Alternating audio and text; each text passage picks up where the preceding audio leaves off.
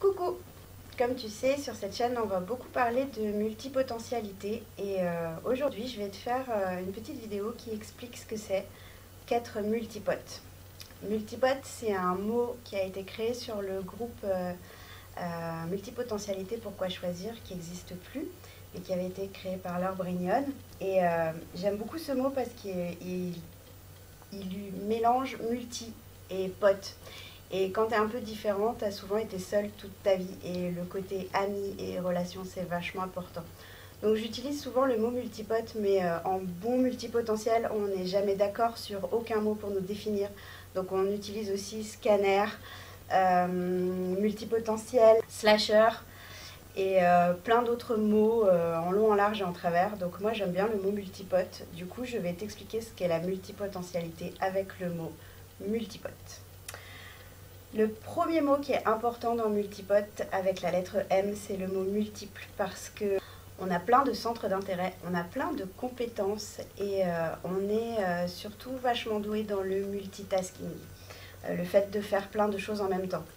C'est pas forcément quelque chose qui est bien de faire tout le temps. Je pense que c'est important pour un multipote d'apprendre à se concentrer.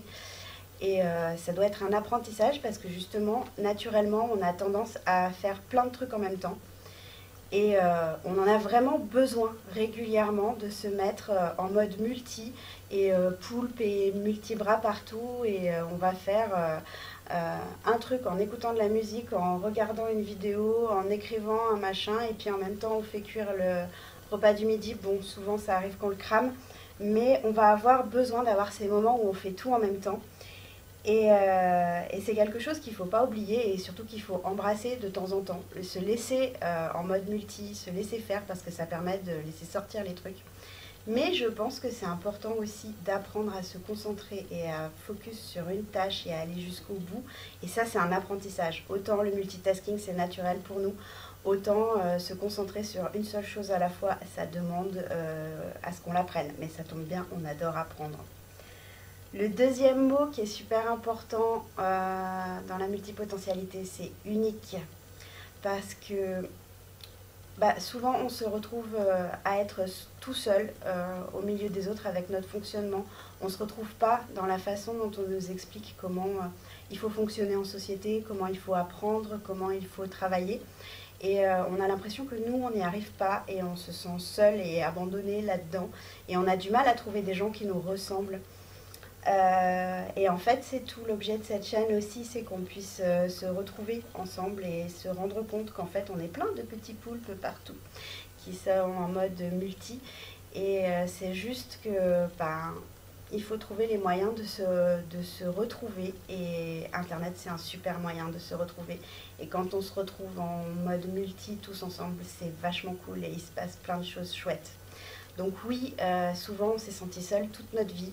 Mais du moment qu'on comprend comment on fonctionne, qui on est, qu'on l'accepte et puis qu'on reconnaît ses particularités chez les autres, on apprend à rencontrer des gens qui nous ressemblent plus et à créer un petit peu un groupe, une team poulpi. Troisième mot, c'est limiter. Parce que on essaye de se limiter à un travail, à une carrière, à un sujet, à un apprentissage, parce que c'est comme ça qu'on nous apprend que c'est bien de faire. Et la limitation, c'est quelque chose qu'on s'impose. On essaye de rentrer dans les boîtes, on essaye de rentrer dans les cases, de se limiter au bord de la case, et ça ne marche pas du tout. Donc c'est un mot hyper important parce que faut désapprendre la limitation. Quand tu te rends compte que tu es multipote, il faut désapprendre en fait tout ce qu'on t'a appris. Il faut apprendre, comme je te disais, à te lâcher en mode multitasking quand on a besoin. Apprendre à te concentrer, apprendre à avoir un fonctionnement qui peut être différent de l'ensemble de la population et à l'accepter. C'est pas forcément facile d'apprendre à être différent et c'est pas forcément facile de se lâcher et d'arrêter de se limiter parce qu'en fait on nous explique qu'il faut qu'on se limite depuis qu'on est tout petit, mais c'est en enlevant cette limite qu'on se sent de mieux en mieux et qu'on fait vraiment les choses qu'on a besoin de faire dans notre vie. Donc il faut faire péter la limite et ça c'est très très important. Ensuite, il y a le mot travail et il va avec le mot limite. On se limite beaucoup au niveau du travail. Le mot travail, c'est un mot super important. C'est le mot qui angoisse le plus un multipote.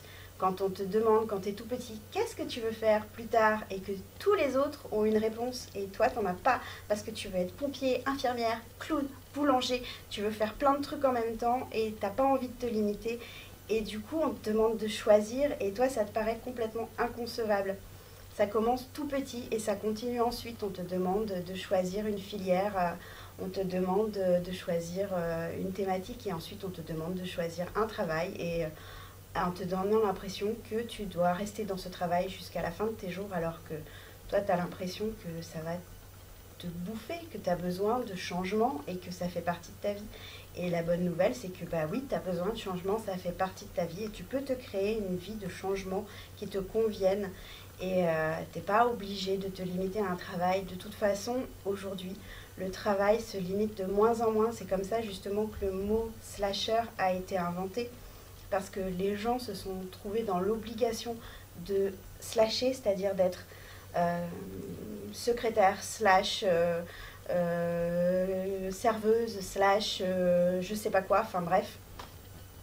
Et par nécessité, et du coup ceux qui ont besoin de le faire par plaisir, nous, on se retrouve à rentrer finalement dans la norme parce que c'est comme ça que la société commence à fonctionner de plus en plus. Donc de toute façon, cumuler les jobs, changer de carrière, c'est quelque chose qui va devenir et qui est déjà de plus en plus courant. Donc c'est la bonne nouvelle pour les multipotes, en fait, on n'a plus à choisir. On n'est pas obligé de s'imaginer qu'on va rester dans une même carrière, dans un même travail toute notre vie. On peut arrêter d'avoir peur de se tromper parce qu'on peut juste essayer et si on s'est trompé ou si on se met à s'ennuyer, c'est pas grave, on change. Et c'est comme ça, en fait, la vie, donc de plus en plus pour tout le monde. Et ça, c'est la bonne nouvelle pour nous. Ensuite, il y a le mot inventif qui est au centre de la multipotentialité parce que la créativité, c'est vraiment la plus grande qualité d'un multipote avec sa capacité d'apprentissage. On a besoin d'être créatif, que ce soit de la créativité autour de l'art ou que ce soit dans la vie quotidienne ou que ce soit ce que tu fais avec tes mains ou ce que tu fais avec ta tête.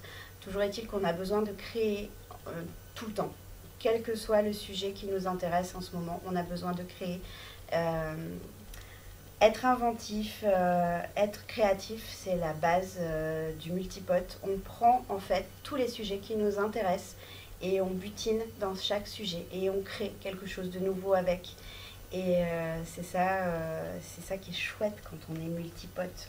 Donc la créativité, il faut apprendre à la nourrir, il faut apprendre à en prendre soin. La créativité, c'est quelque chose qu'on n'apprend pas à l'école, on n'apprend pas à la développer, mais c'est une qualité qui est super importante et qu'il faut chérir, j'ai envie de dire. Ensuite, il y a le mot pont qui est super important dans le multipote. Avec le P de multipote, on fait le mot pont parce qu'on fait des liens. Que ce soit des liens entre les gens, les multipotes, souvent ils connaissent telle personne et telle personne qui ne se seraient jamais rencontrées dans la vraie vie, mais le multipote il fait le lien et il les présente et il se passe un truc. Et ou entre les sujets, souvent on s'intéresse à un sujet et à un autre et on fait quelque chose de nouveau avec. Et on fait des liens entre les sujets, on fait des liens entre les gens. Et donc on fait des ponts, on est le lien entre une rive et l'autre et ça c'est vachement cool et c'est un mot qui est super important aussi. Moi j'adore les ponts, j'adore la symbolique du pont et j'ai souvent le Golden Gate en photo chez moi parce que je trouve que c'est un super beau pont et j'adore les ponts parce que la symbolique du pont c'est vraiment ça, on fait le lien entre les choses, entre le monde.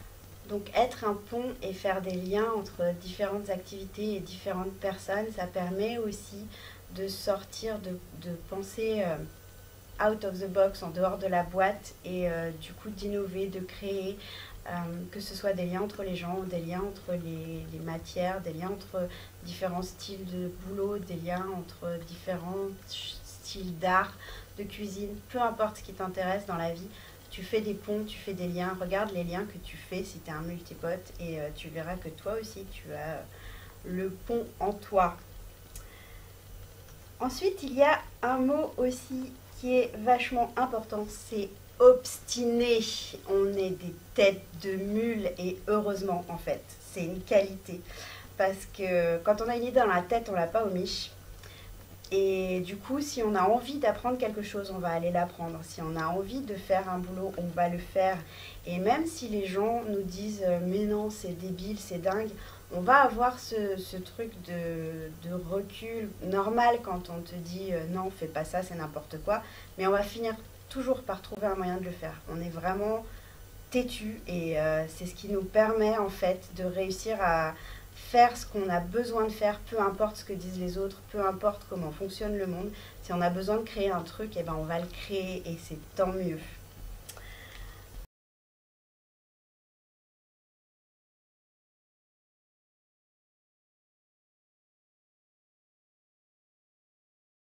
Euh, Ensuite, on a le mot, je vais dire tous les mots, ils sont super importants, mais c'est comme ça. On a le mot ennui, et le mot ennui, il est super important aussi, parce qu'on ne supporte pas l'ennui. C'est quelque chose qui est absolument invivable. Si tu te mets à t'ennuyer, tu as besoin de t'arrêter. Et c'est pour ça qu'on abandonne certains sujets. On s'ennuie, on a besoin de changer. On dit du coup qu'on ne va pas au bout des choses et qu'on est dilettante, mais en réalité c'est juste qu'on a pris ce qu'on avait à apprendre dans ce qu'on était venu faire, dans ce travail, dans cette relation, dans cette matière sur laquelle on s'est intéressé, dans ce loisir. On est venu chercher quelque chose, on l'a trouvé, on l'a pris et on a besoin de passer à autre chose et c'est très bien comme ça. L'ennui c'est un signal d'alerte en fait. Et si on se force à supporter l'ennui, ce qui est très difficile, bah, on se retrouve à tomber malade. On va faire des bore-out. Maintenant, on en parle beaucoup au travail. Les gens qui s'ennuient tellement qu'ils en tombent malades. Bah, nous, c'est ça.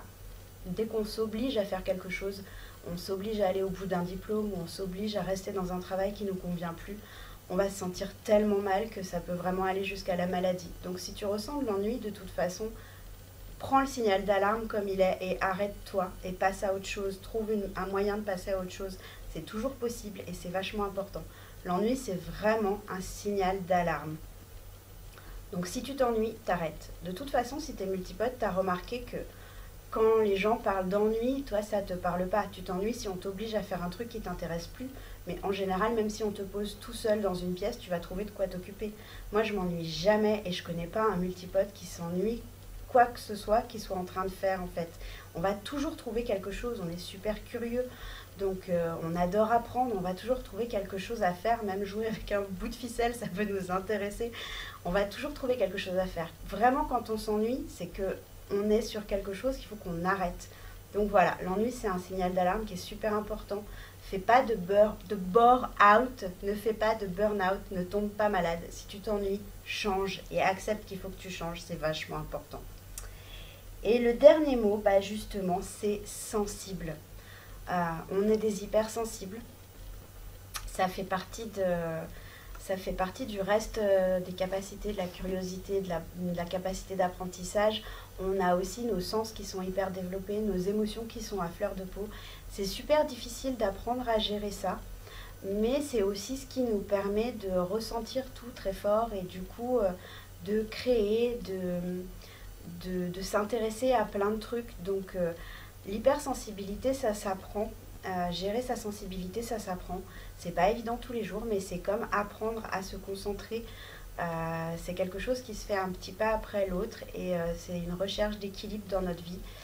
Et c'est quelque chose qui est aussi très important à prendre en compte, d'accepter qu'on est hypersensible, d'accueillir nos émotions, se mettre à pleurer alors qu'il n'y a aucune raison valable, mais que tu as ressenti une émotion super forte et qu'il faut qu'elle sorte, te mettre en colère parce que quelque chose vraiment te révolte. Enfin, voilà, toutes ces émotions, il faut apprendre à les accueillir, il faut apprendre à, à vivre avec et à les accepter en fait. Notre hypersensibilité, notre sensibilité, elle fait partie de nous, elle est super importante pour qui on est et ce qu'on a à faire. Et plutôt que de le rejeter et d'essayer de se mettre un masque en fonction des situations et de tenir nos émotions à distance, vaut mieux les accueillir et apprendre à faire avec. Et c'est pas évident et je pense que c'est le travail de toute une vie, mais ça fait partie de nous et c'est comme ça. Et je pense que tous les humains sont sensibles à la base, c'est juste qu'il y en a qui ont plus de facilité à s'écouter que d'autres. Donc écoute-toi et apprends à t'écouter, apprends comment tu fonctionnes et ça ira vachement mieux. C'était tous les mots de la multipotentialité pour décrire un petit peu ce que c'est qu'être multipotentiel. Il y en a plein d'autres, donc forcément je ne vais pas me limiter à quelques mots. Donc il y a d'autres mots dont j'avais envie de te parler. Il y a le mot éternel débutant. En plus c'est 2 mots. Et oui, on est des éternels débutants. On est super bon pour débuter, pour apprendre quelque chose. On sait super bien faire, ça ne nous pose pas de problème et c'est une grande qualité. Il y a le mot volonté, parce que du coup, comme on abandonne facilement les choses ou qu'on s'ennuie ou qu'on change de sujet, on a l'impression qu'on n'a pas de volonté et c'est faux. Donc on en reparlera sûrement de tous ces mots dans d'autres vidéos, mais ouais, là, ça ne veut pas dire que tu n'as pas de volonté parce que tu arrêtes de faire quelque chose. Comme je t'ai dit, c'est juste que tu as pris ce que tu avais à apprendre et que tu dois passer à un autre sujet et c'est ça qui est important en fait. Et du coup, il y a les mots dilettante, touche à tout, feignant, immature, qui vont avec tout ce que je viens de te dire. C'est comme ça qu'on nous appelle très souvent. Quand on est multipote, on a entendu ça souvent dans notre vie. Et moi, je pense vraiment qu'on n'est aucun de ces mots. C'est juste une image qu'on se fait de nous parce que c'est l'image qu'on renvoie parce qu'on ne fonctionne pas comme les autres. Mais en réalité, on est tout aussi productif qu'un spécialiste dans la société. On crée plein de trucs. Les multipotes, ils sont à l'origine de tout un tas d'inventions, de tout un tas de créations qu'on utilise aujourd'hui, qui font partie de notre vie quotidienne. Et si les gens qui faisaient comme nous, donc les multipotes, faisaient les liens entre les choses n'existaient pas, il n'y aurait pas d'innovation. On serait juste entre gens qui restent bien dans leur boîte et qui vont à fond dans leur sujet. Et c'est très bien, mais du coup, on ne ferait pas de nouveaux sujets, on ne ferait pas de nouvelles choses. Donc non, t'es pas un touche-à-tout, non, t'es pas un feignant, non, t'es pas immature, t'es juste multipotentiel et c'est très bien. Comme autre mot, qui est vachement important, il y a aussi la curiosité, il y a aussi la concentration, il y a le dernier mot que je voudrais te donner, c'est explorateur. Je pense que les multipotentiels, c'est des explorateurs de la vie. On adore explorer, on adore apprendre, on adore inventer.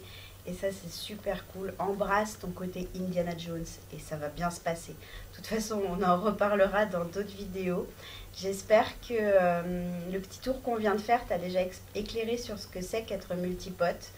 Et si tu t'es reconnu et que ça t'a aidé, tant mieux. Si tu es un spécialiste et que ça t'a aidé à comprendre ton pote multipote, encore plus tant mieux. Et sur ce, je te fais des gros bisous, je te dis à très bientôt et bye.